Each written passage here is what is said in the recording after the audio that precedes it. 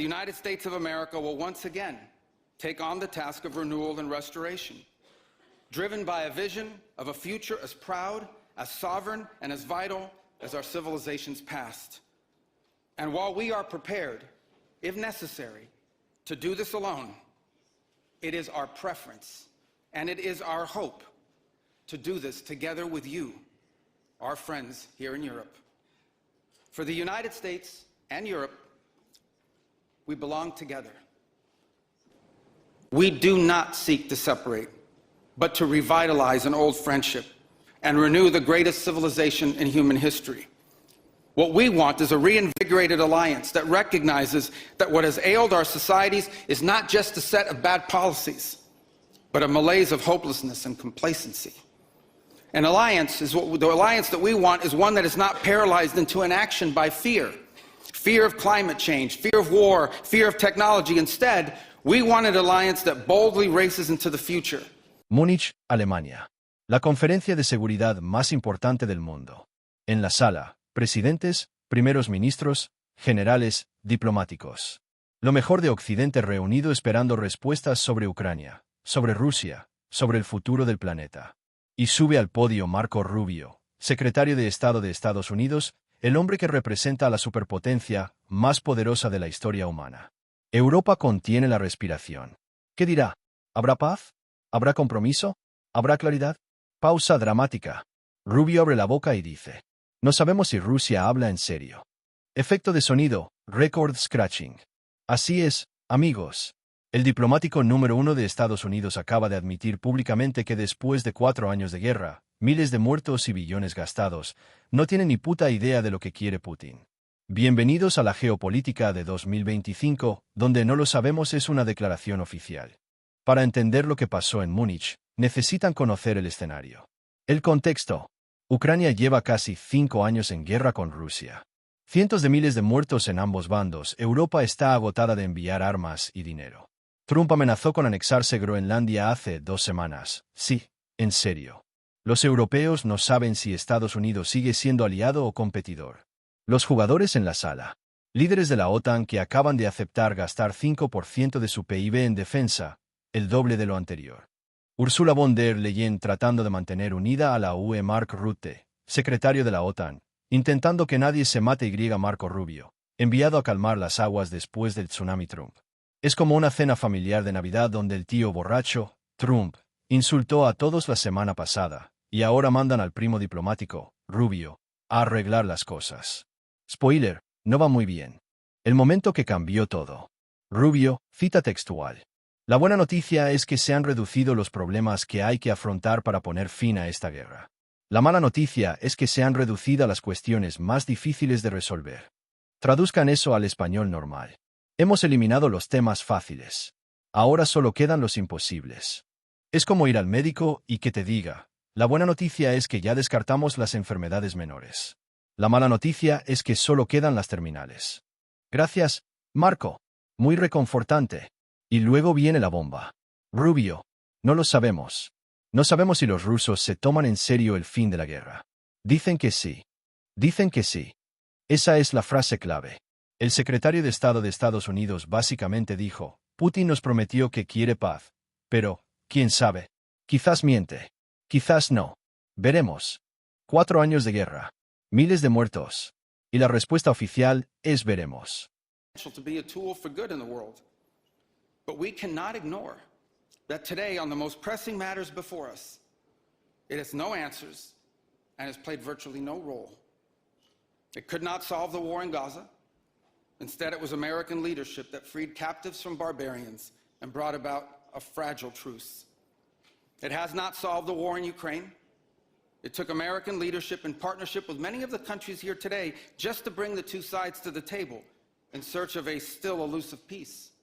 Aquí es donde el discurso deja de ser diplomacia normal y se convierte en algo más. Porque Rubio no vino solo a hablar de Rusia. Vino a redefinir toda la relación transatlántica. Lo que está en juego no es solo Ucrania. Es, ¿quién manda en Occidente? ¿Europa es socio o subordinado? ¿La OTAN tiene futuro? ¿El orden mundial post-Segunda Guerra Mundial está muerto? Y Rubio, con una sonrisa de vendedor de coches usados, está a punto de responder todas esas preguntas. Alerta de spoiler. A Europa no le van a gustar las respuestas. Primera bomba del discurso, el amor condicional. Rubio. No buscamos separarnos, sino revitalizar una vieja amistad y renovar la mayor civilización de la historia humana. ¡Oh, qué bonito!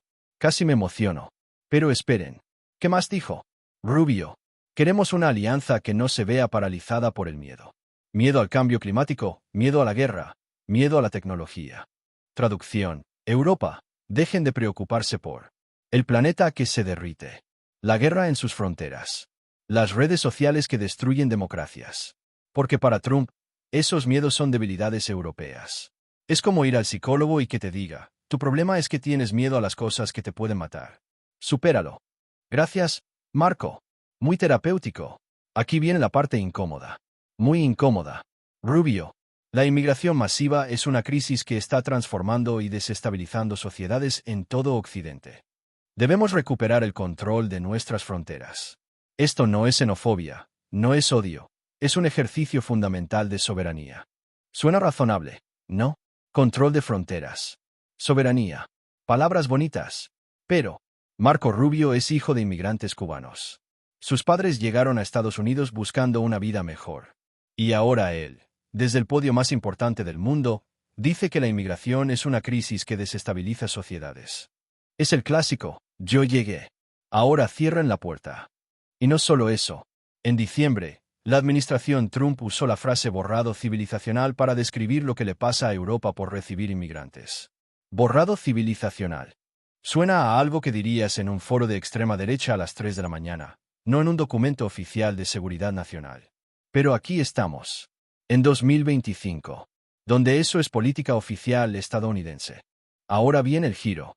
Porque todo buen villano necesita un enemigo.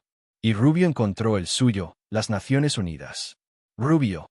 En los asuntos más urgentes, la ONU no tiene respuestas y prácticamente no ha tenido ningún rol. Los ejemplos que dio. 1. Gaza. No resolvió la guerra. Fue el liderazgo estadounidense el que liberó a los cautivos. La tregua que puede colapsar mañana, pero bueno, detalles. 2. Ucrania. Se necesitó liderazgo estadounidense para llevar a las partes a negociar. Hace 5 minutos dijo que no saben si Rusia habla en serio, pero ok. 3. Irán. No limitó el programa nuclear de los clérigos chiitas radicales. Trump salió del acuerdo nuclear con Irán en 2018, pero supongo que eso es culpa de la ONU también. 4. Venezuela. No hizo nada frente al dictador narcoterrorista Maduro. Que Estados Unidos capturó sin autorización de la ONU, violando el derecho internacional, pero eso no se menciona. ¿Por qué este ataque? Porque Trump creó la Junta de Paz. Su propia ONU alternativa. Con países que él elige. Es como crear tu propio campeonato de fútbol porque no te gustó perder en la Champions League. No me gustan las reglas, así que hago mis propias reglas. Diplomacia nivel, niño de 8 años. Y ahora el golpe final a Europa. El tema que Rubio no mencionó directamente, pero que flotaba en la sala como un fantasma. El 5% del PIB en defensa. Los miembros de la OTAN, excepto España, aceptaron subir su gasto militar al 5% del PIB. Para ponerlo en perspectiva, el objetivo anterior era 2%. La mayoría de países europeos apenas llega al 1.518%. Ahora tienen que triplicar el gasto. ¿Qué significa en números reales? Para Alemania, 150.000 millones de euros extra al año. Para Francia, 100.000 millones extra. Para España, imposible sin destruir pensiones, sanidad y educación. Es como si tu jefe te dijera, a partir de mañana, trabajas 15 horas diarias. Por el mismo sueldo. Porque el equipo te necesita fuerte. Rubio dijo, no queremos que nuestros aliados sean débiles, porque eso nos hace débiles a nosotros. Traducción, queremos que gasten tanto en armas que tengan que elegir entre misiles y hospitales. Y adivinen a quién le comprarían esas armas. A empresas estadounidenses. Trump no solo quiere que Europa se defienda. Quiere que compre productos americanos para hacerlo. Es geopolítica y negocio. El combo perfecto. Y al final, después de 40 minutos de discurso, críticas a la ONU, ataques a la inmigración y promesas de amistad eterna, Rubio volvió al principio. No sabemos si los rusos se toman en serio el fin de la guerra. 3 veces lo repitió. 3. En diplomacia, la repetición no es accidental. Es un mensaje. Y el mensaje es, Europa, no se hagan ilusiones. Esto puede explotar en cualquier momento. Después de todo el espectáculo, la única certeza es la incertidumbre. Salgamos del discurso y hablemos claro. ¿Qué está pasando realmente? 1. Estados Unidos está redefiniendo alianza. Para Trump, alianza ya no significa nos protegemos mutuamente. Significa ustedes nos obedecen y nos compran armas. Rubio intentó suavizarlo con palabras bonitas sobre civilización y amistad, pero el mensaje real es, Europa es subordinada, no socia. 2. La incertidumbre sobre Rusia es estratégica. Rubio admitió no saber por qué están preparando el terreno para cualquier escenario. Si la paz funciona, nosotros lo logramos. Si fracasa, advertimos que no sabíamos si Putin era sincero. Es gestión de expectativas. Diplomacia 10. 3. El ataque a la ONU tiene un propósito. Si convencen al mundo de que la ONU nos sirve, pueden ignorarla sin costo político. Trump quiere actuar unilateralmente. Sin supervisión. Sin críticas. Sin límites. La Junta de Paz es su herramienta. Un club privado donde él pone las reglas. 4. La narrativa civilizacional es peligrosa. Rubio habló de conexión espiritual, cristianismo, origen europeo. No es solo geopolítica, es identidad cultural como arma. Occidente cristiano vs el resto del mundo. Es una visión que divide, excluye y justifica acciones extremas en nombre de preservar la civilización. 5. Europa está atrapada. Si acepta las demandas de Trump, pierde soberanía y destruye su modelo social si rechaza. Pierde la protección estadounidense en un momento de guerra en el continente si busca alternativas. ¿Quién? ¿China? ¿Autonomía estratégica que tardará décadas? No hay opciones buenas. Solo menos malas. Entonces, ¿hacia dónde vamos? Escenario 1. Europa obedece. Gasta 5% en defensa. Compra armas americanas. Endurece inmigración. Acepta el liderazgo de Trump.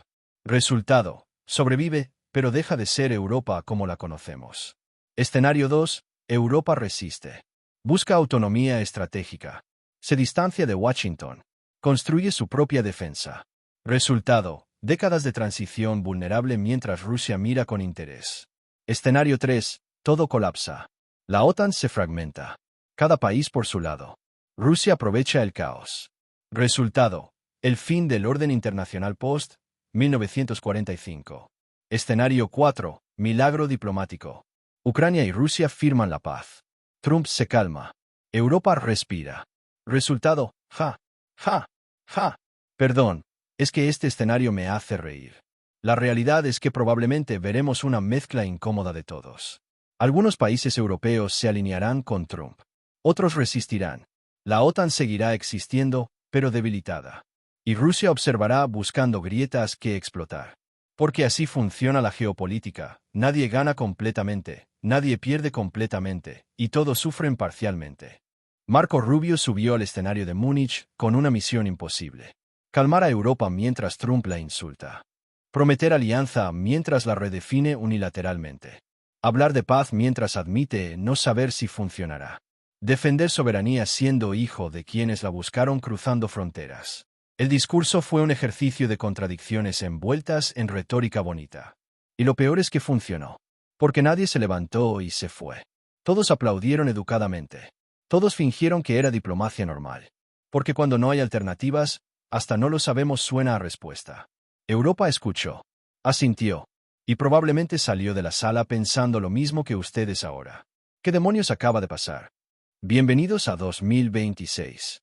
Donde la incertidumbre es política oficial y la certeza es un lujo que nadie puede permitirse.